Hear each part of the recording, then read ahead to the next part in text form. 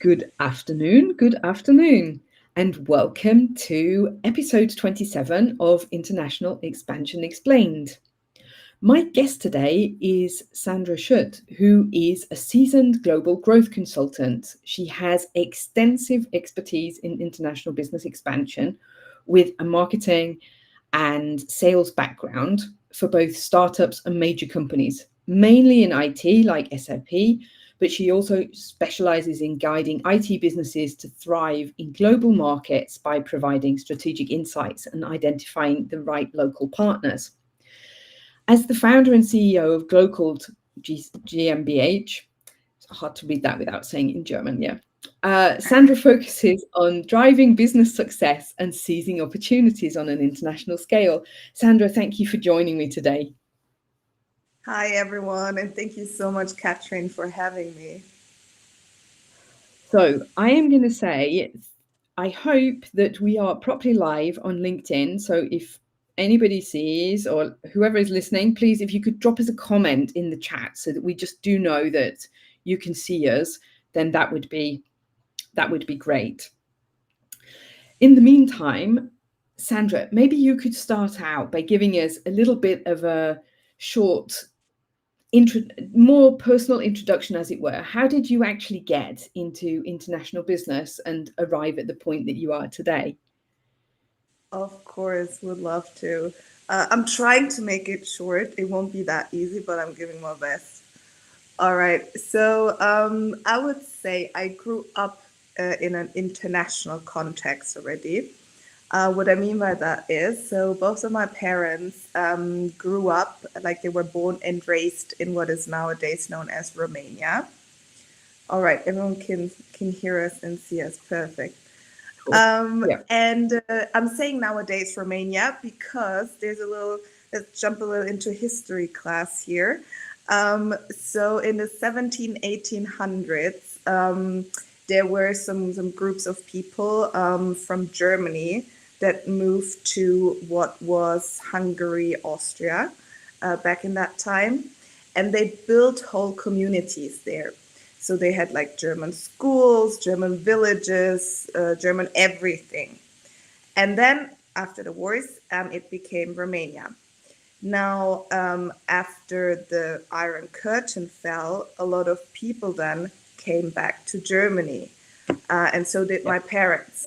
Now, why I'm telling this is, and what I mean with this international growing up situation, I always struggle to explain what I am at the end of the day, you know? Not that it really matters, but I always try to tell this story, you know, at school and saying I'm German. My parents just were born and raised there. And nobody really understood what I was talking about. So I feel like I always, like I was always confronted with this topic. What is culture? What is international nations, you know? And I think this triggered me to what was coming next, so that I was very interested in international stuff. And then when I finished high school, I moved to the US, very specifically to the Silicon Valley. And I loved it. And of course, I also had some very intercultural experiences there. And I also very vividly remember, like, because, you know, like the Silicon Valley in general, like the US is like this whole, American dream, anything is possible atmosphere, let's say. But for me, especially the Silicon Valley was even more like this. Like I felt like really anything is possible. Like a lot of innovations come from there. You know, it's like this whole melting pot hub spot of like IT stuff, and I was absolutely impressed by it. And this is when I kind of knew I want to go into some sort of an international direction, but I didn't really know what it would be because, you know, it's not like someone saying, I want to cure a disease, I become a doctor. So with Yeah. this, like, oh, I love international stuff, I didn't really know what I would do with this at the end of the day. But then I chose like a study program. I studied like international business and also some cultural classes. And then I had to decide, what do I do with this now? Like, I have to earn some money, I have to find some jobs, right? And since I didn't really find something international in the core of being international, I chose marketing and sales. Like, this is what I was working like in those areas. And to come to the IT part as well, like why this was like my main industry. I wrote my master thesis at an IT company in Munich. They had like an office in Tallinn, Estonia. So like my job was to do like the external communication for Germany and Estonia. And then some headhunters or like recruiting agencies from London approached me for another IT company that is from the Silicon Valley, but the HQ is in London, and it was a sales job. And I loved it. Like, I was working there, I loved sales, and also then I ended up in like client success sales for SAP. Now, to bring this to an end, how did I end up in this international business with my own business now is I wanted to bring all of this together, like my sales experience, which I love, marketing, but I wanted to connect it with this international stuff, which I called it when I was looking at the Golden Gate Bridge being 19 years old, now putting it into my business. I hope this was a Very, short story. very cool. Yeah, I've worked in the past because I worked for a very long time for HIP, as you know.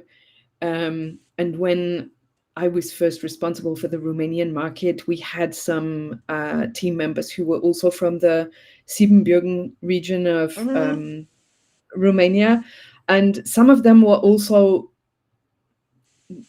German speaking, which was also quite, it was quite interesting for me to learn about, because not having grown up in Austria, then you don't quite have that background of all of these pockets of German speakers that were not only in Romania, but of course also in other places that Mm-hmm. moved then after the wars. Yeah, very cool.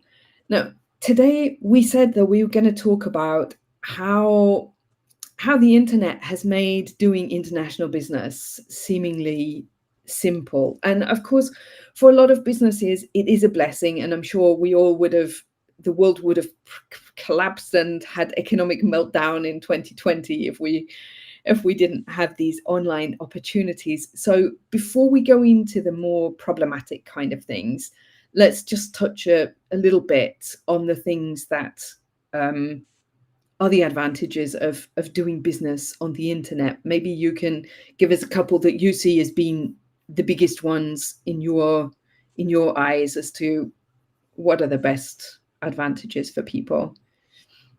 Yeah, of course. So I think like it already comes with a name, right? The World Wide Web. So we think Yeah. of this as I can reach anyone in the world.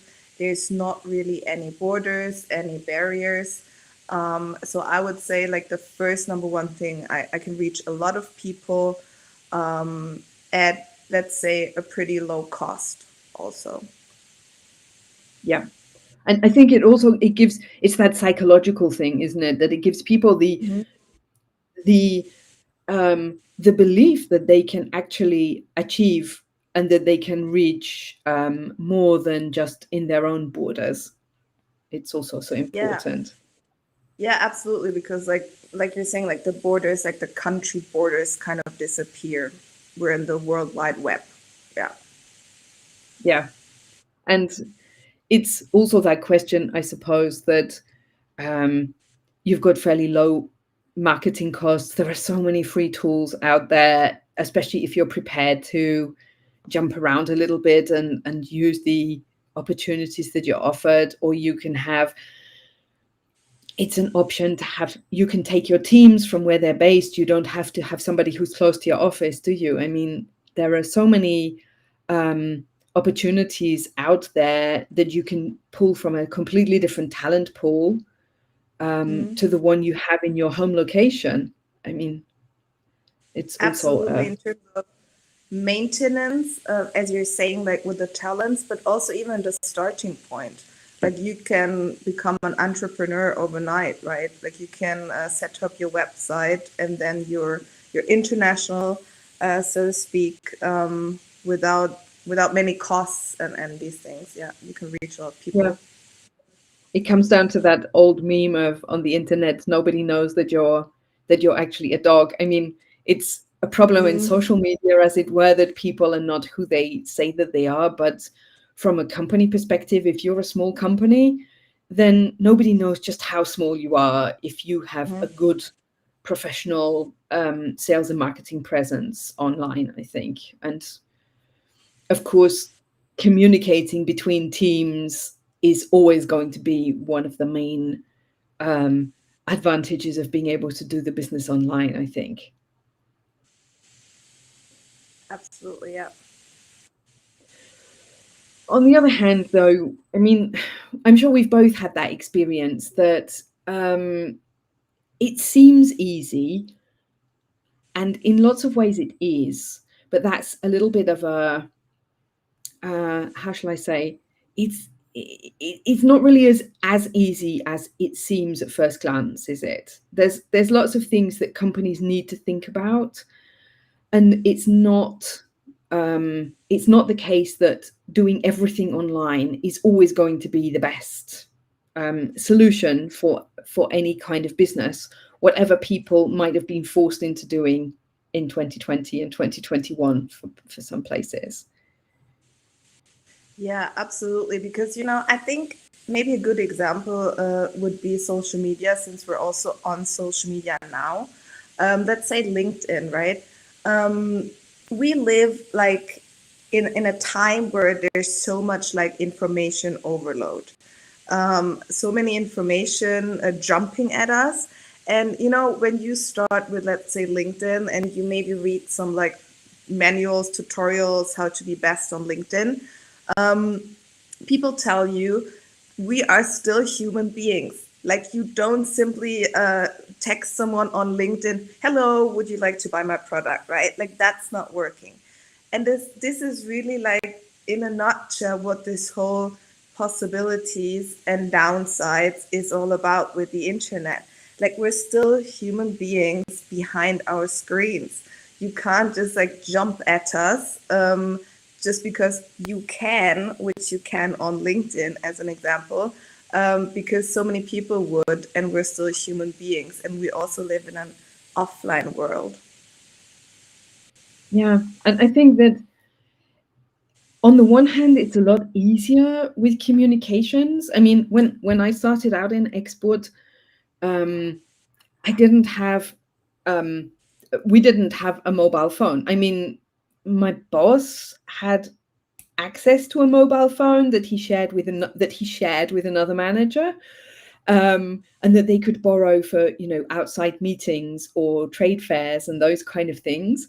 But if I was abroad in, for example, if I was in Lithuania or if I was in Israel or if I was somewhere in Africa, then I had to talk nicely to the distributor that I was visiting and ask them if I could use their office phone to just have a quick call to the office once a week, or run up charges on my hotel account. And I mean, in some places in Africa, you had to book a call a couple of days in advance because there weren't so many lines. It wasn't so easy, or there wasn't electricity all day every day. So yeah, it was in some ways hard, but in other ways you didn't have this kind of information overload, like you said.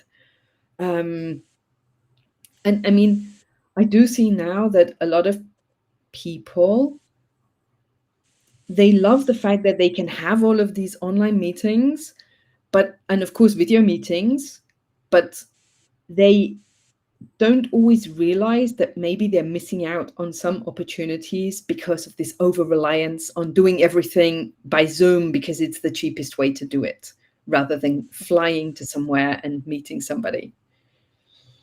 Mm. Yeah, because you're especially thinking about, right, like relationship building, because it's totally different on a Zoom call compared to, being there and going to have a nice lunch together or something, of course. Yeah. I mean, I especially noticed that within Asia. I have a lot of um, I've had a lot of conversations with companies recently who've noticed that their Asian sales have been a little bit, let's say they've started to go off a little bit after the pandemic because they decided they could save on the travel costs, and so they cut down. Maybe they're only visiting once per year, or they're only meeting up at one trade fair, for example, Mm. rather than actually visiting the market. And it's so easy for the client to feel like, oh, we're not so important to them. They don't focus on our market, or they don't understand our problems, you know. Um, and so they don't focus on the products. They prefer to focus on something else where they can maybe earn easier money or where they feel more valued. Yeah. Yeah, And it's a slippery absolutely. slope. Absolutely. In terms of like feeling valued, that's a very good point. But then also, having like the local expertise, like when you're, let's say, a German company and you're online and you're doing great, it doesn't mean that let's say you're an IT company, that you know who the best distributors are in Romania. So you need No, some local expertise there. Not only the expertise, like the market knowledge, but also the people that put you then in contact and build this relationship. And this you can't do with, Googling the best distributors in Romania, as an example. no. And we also know that sometimes the internet just lies. I mean, Yeah, you, if you Google best distributors for Romania, Vietnam, China, it doesn't matter what market. If you look on five different browsers, probably it gives you five different answers, if not six. yeah, yeah, I agree with that. Yeah. And I think also there, when it's about sales, as we take an example, um, I could see, like, from my personal experiences with companies, that we all agree that sales is super important. I would never say it isn't, but it also has to go hand in hand with other parts, right? Like marketing, Yep. for example. They're like Yep. siblings, sales and marketing. And I remember, like, I had this conversation in Barcelona once with, like, they did some virtual reality furniture stuff, and he was so excited about like jumping into the markets. And he even said, I think they were an Austrian company, and he even said, "Oh yeah, we already have like salespeople in like Eastern Europe was their target market." And then I was like, "Oh, that's cool. And what about like your marketing? And do you need help with this?" And he was like, "I don't know. We don't have the budget for that yet. We start like with the sales."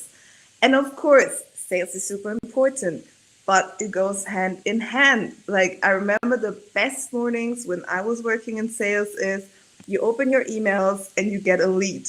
Someone has downloaded a white paper or an ebook or anything and left their email address within DOI, and you can contact them. And that's like the best part.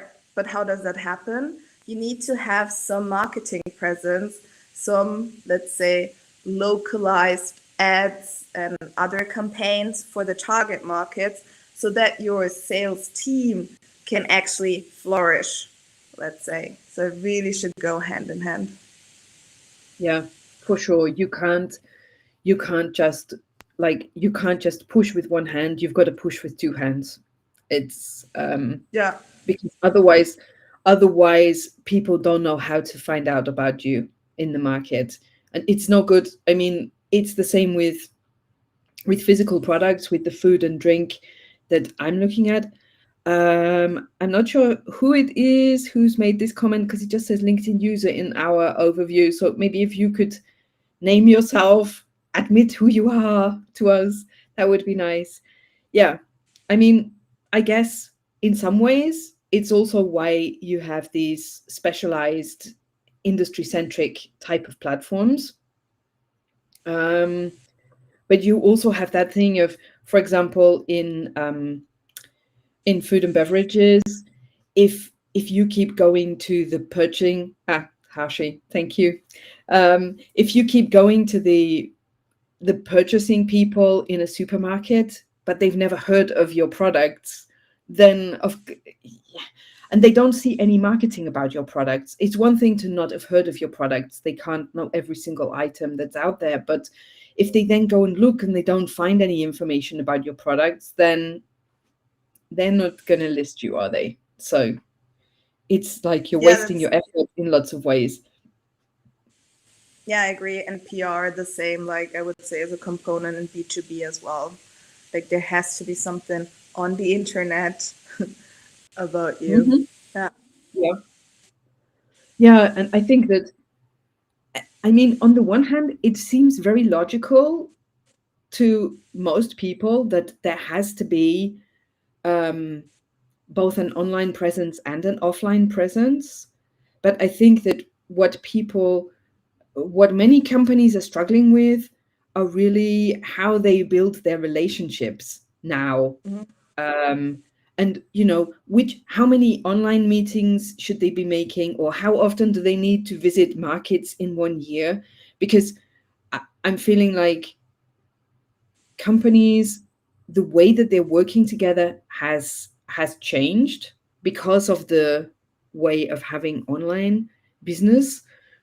Um, in the past, maybe you had, in a lot of like product-based business, you had just one person who was the main contact for that market, and that was the area manager who would travel around to um, who would travel to all of the markets, maybe once a quarter, maybe important markets once a month, maybe.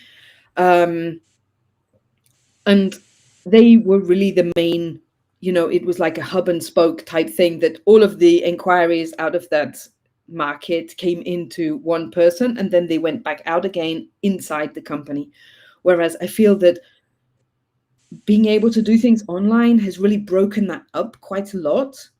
And it means that the accounts department can speak with the accounts department and marketing can speak with marketing, because you don't have that barrier of travel. You don't have that barrier of travel costs. Like, it's very hard to take a full team with you to Japan or to Hong Kong or something, but you can have online meetings.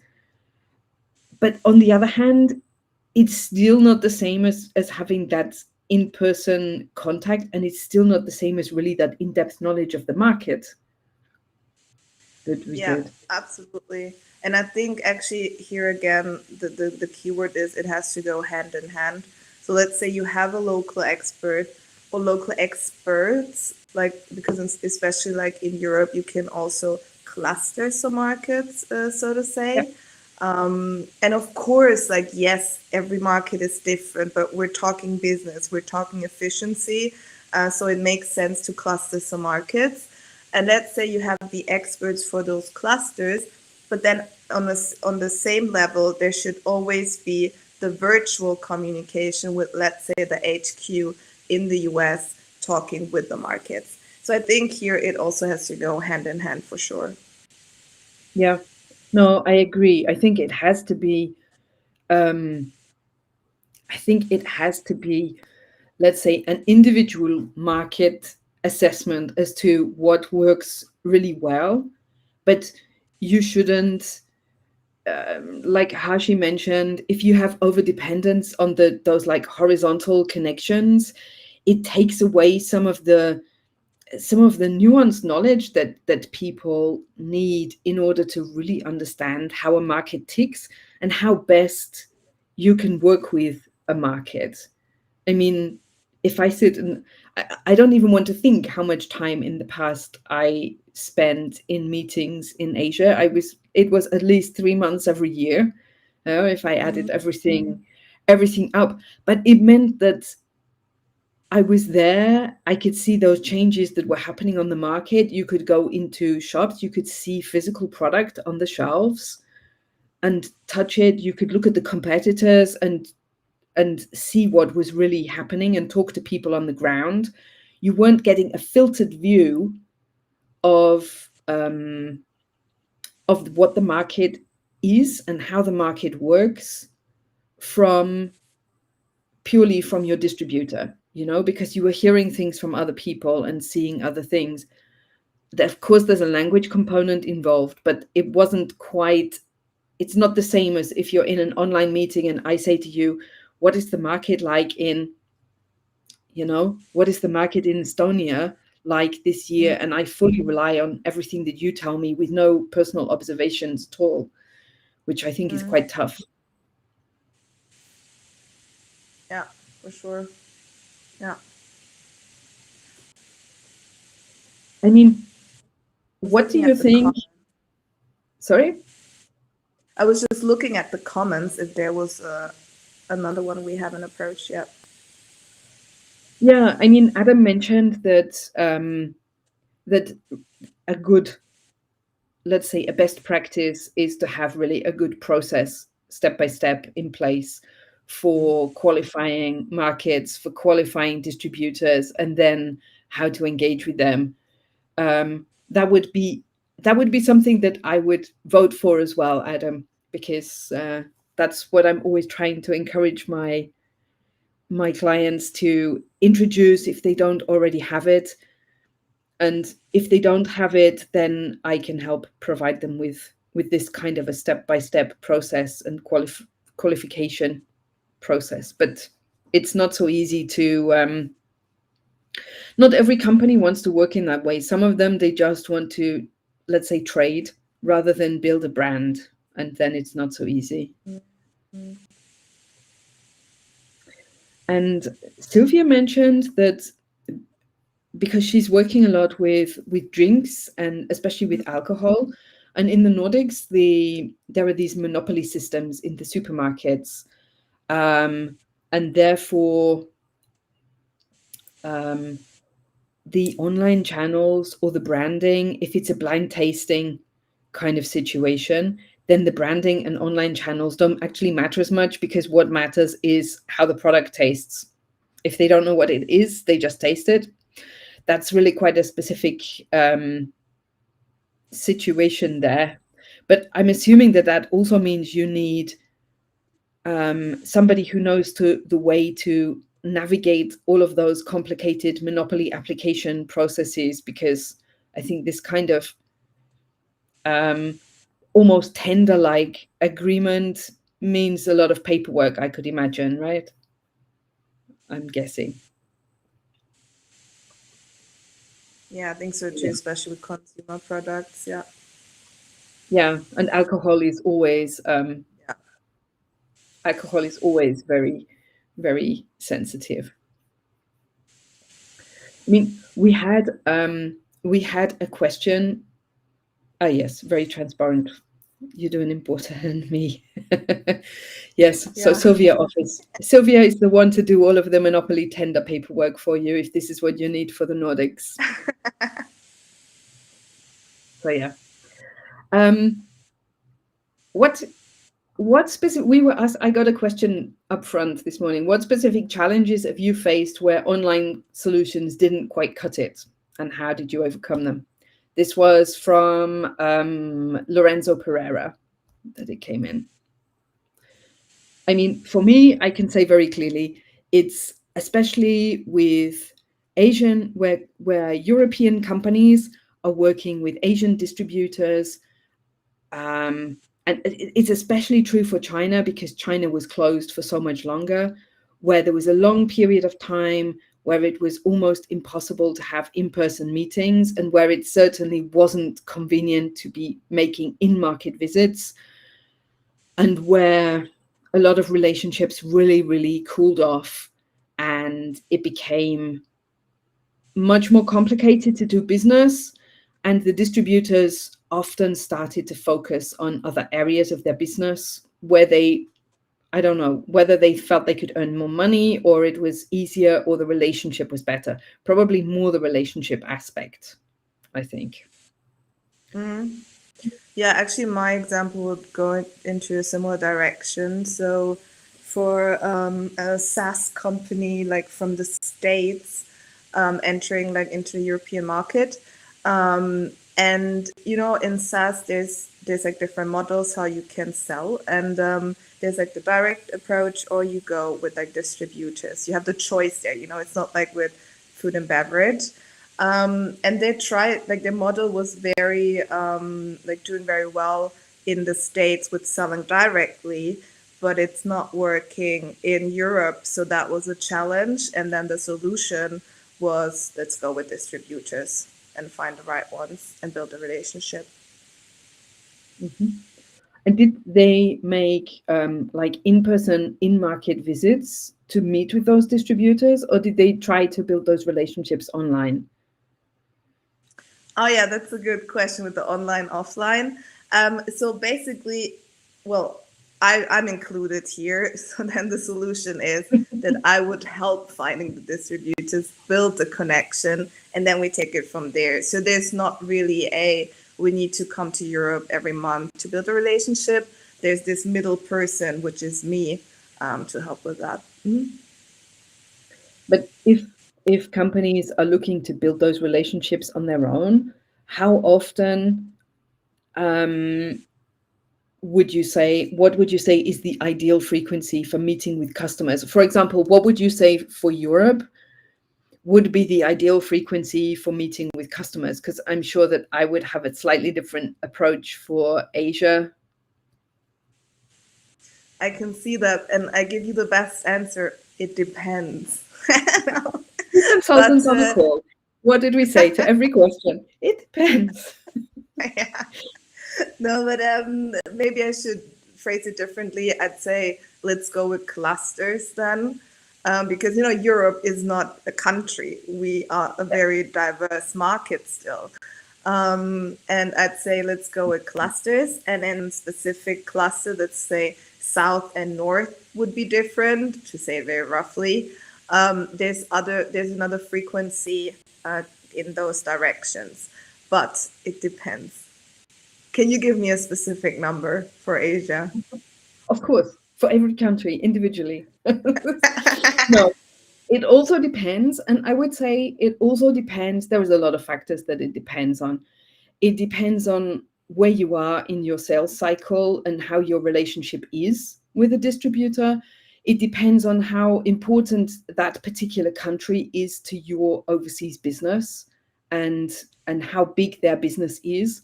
And of course, it depends on whether the business is running smoothly or whether there's problems that you need to like firefight on or something like that. I mean, I would say for Asia, in most cases, the more the merrier is usually the diviso for market visits. But I would say at least once a quarter should be a good solid rhythm for in market, or at least in-person visits. Maybe you do 3 visits in market and they come to you one time, or you meet one time at a trade fair somewhere. But I think anything less than that, and it starts for Asia to get into the realms of it's quite difficult to really maintain the relationships and really to work closely with those people, and for you to really know to understand the markets, because they're so different from the European markets or the North American markets. And do you also support with that, or is that really an in-house situation then, so that the client or your client would then visit his or her customers, or do you also support with that? I am very open to supporting with that. Lots of companies, and I am also open to, which I've done with the past, of also clustering clients. So if I have 3 European clients, for example, who have business in Asia, that I'm happy to make a business trip to Asia on their behalf, and they are only paying, for example, 1/3 of the cost or 1/4 of the cost, or anything which is specific to their brand. Obviously it can be specifically attributed, but I'm very open to doing those kind of trips, and to giving support on that, or also to doing double trips, because I do some let's say coaching, mentoring of younger, more inexperienced export area managers, and to do some hand holding, metaphorically speaking, on a business trip is It's always an honor to be asked to do it because it's a great level of trust from the company concerned. Mm-hmm. Nice. Yeah. And I mean, we spoke a little bit about managing distributors, but there were also questions like about culture. I mean, how it's not that easy to manage a very multicultural Zoom call, I would say, unless not if we're talking in the context of a normal company kind of surroundings, because yeah, there's language differences, there's cultural differences. It gets tough, doesn't it? It gets difficult quite fast. Absolutely. Like there's in so many aspects, like the way you would close a deal, the way you negotiate can be super different, but also the way you like do your, let's say, your leadership style looks like it can be so different as well. Because when you're expanding, and let's say you have salespeople in or from 10 different cultures, especially in sales, there's always this incentive model, so to speak. And how do you do that? I'm sure in Asia it's so different compared to in the States, for example. Like there we come back to like the basics of interculturalism. Like is there like an individualism approach or like a collectivism approach? And I'm sure that there's like very Western companies or cultures where it makes sense to work with those incentives. And even like I remember my experience in sales, when I closed a deal, I got to like ring a bell, and everyone in the office would see it. So this is individualism at its best. Like I stand out, I closed the deal. In countries where like a collectivism approach is more preferred or is more of a value, this doesn't make any sense at all. The person would feel so uncomfortable like ringing this bell in front of everyone. So there have to be like in sales, as an example, different approaches for incentives, for example. Yeah, I mean, you see it even on Zoom calls. If you have a very international team on a Zoom call and you call upon let's say the one Asian who's in the call to contribute their opinion, they often, at least the first couple of times, they often feel quite uncomfortable to have everybody looking at them in a meeting and to be asked to speak.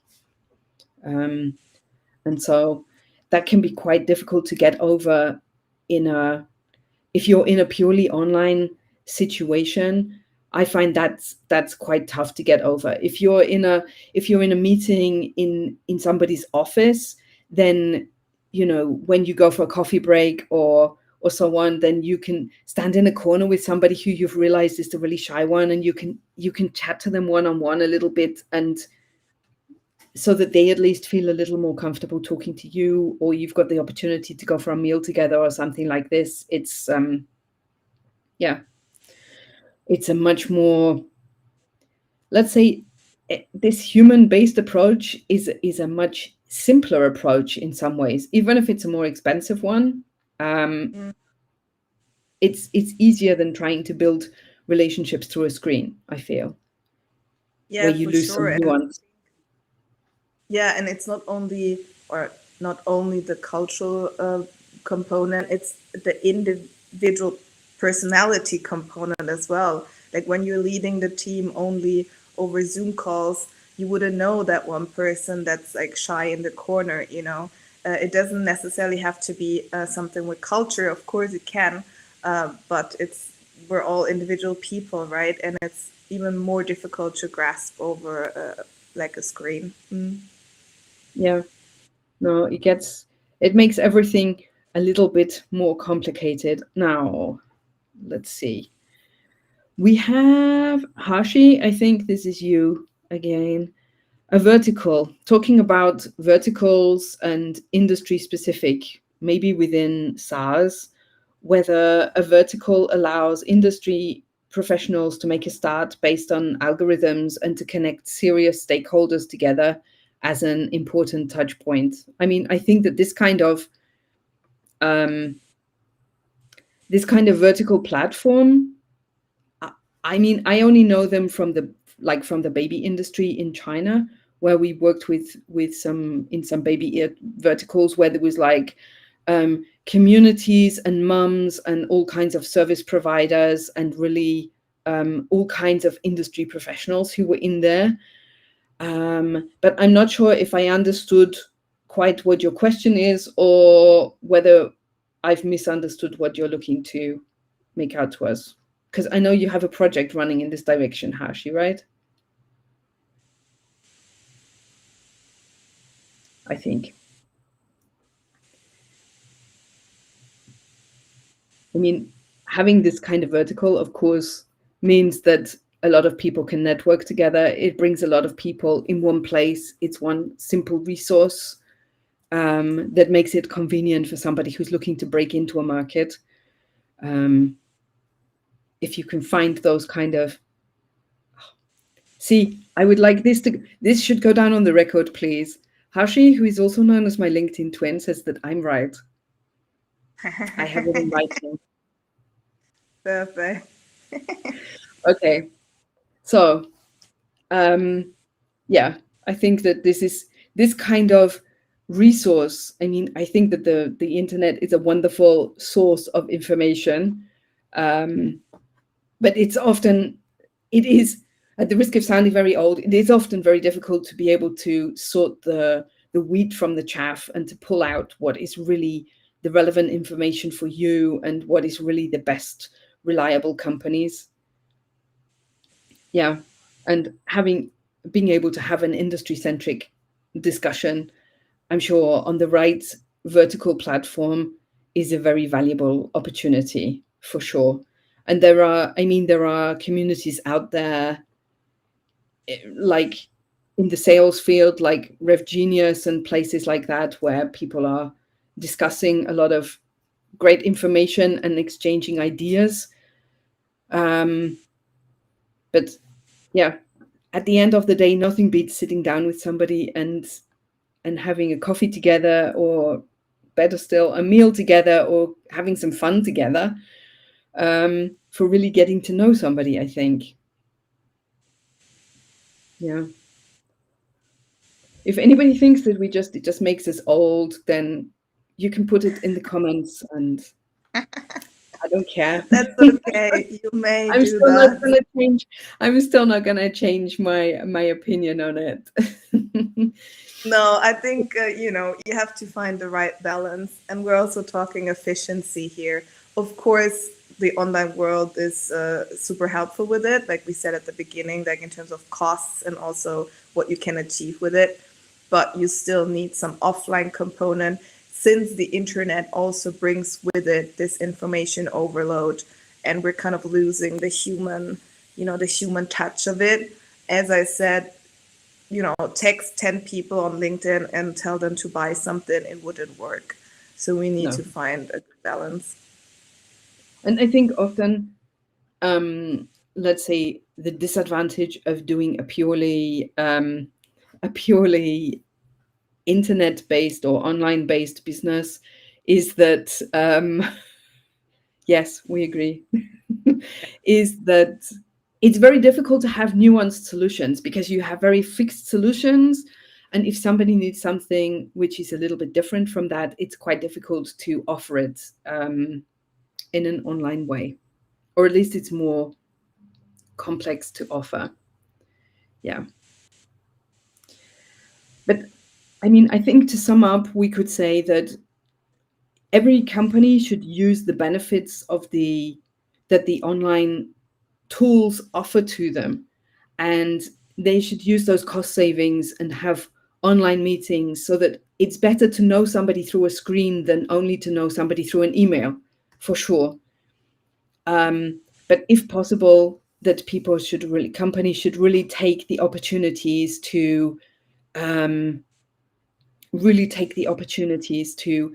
go out there, meet people, and not to get stuck until we get to a stage where we can beam ourselves to another country, when maybe the travel costs will become irrelevant. It might seem more expensive to send somebody to a market to go and visit in person, but I believe that that cost will be repaid in additional sales if you can build a strong relationship on the back of it.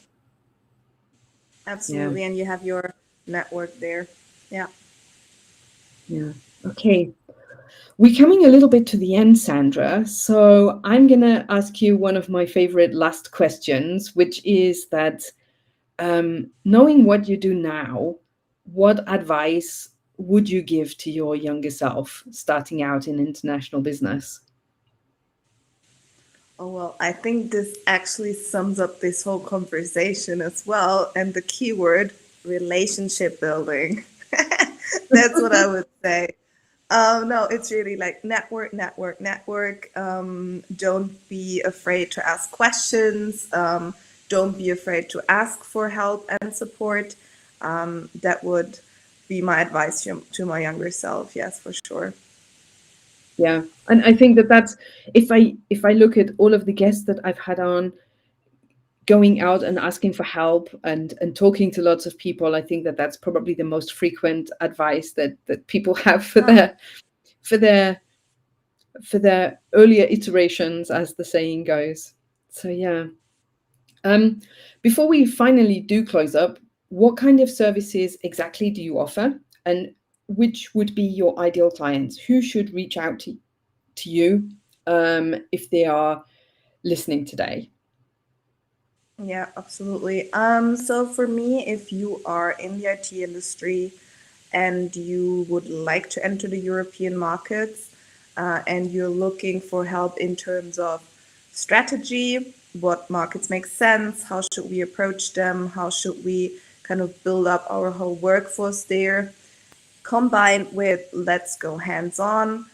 We need support with find the right fairs for us, like industry fairs, maybe even come and support us there, up until do some follow ups with some warm leads we've created, until be our client success manager and partner relationship manager, finding the right distributors. That's what I do and can help with in a nutshell. Great. Well, Sandra, thank you so, so much for joining us today. It's been an absolute pleasure chatting with you. And I would like to just say thank you to everybody who came along and who's asked questions. I can see Harshi and Adam, and I can see Sylvia. And I'm not sure if I've missed anybody, but those are the people that I can see at the minute in my feed. So thank you so, so much for coming along and making it more of a conversation on here today. Makes it more fun for us. Exactly. Thank you so much, Catherine, for having me. You're very welcome. Okay, thank you. And we will be back in around 1 month's time, I think.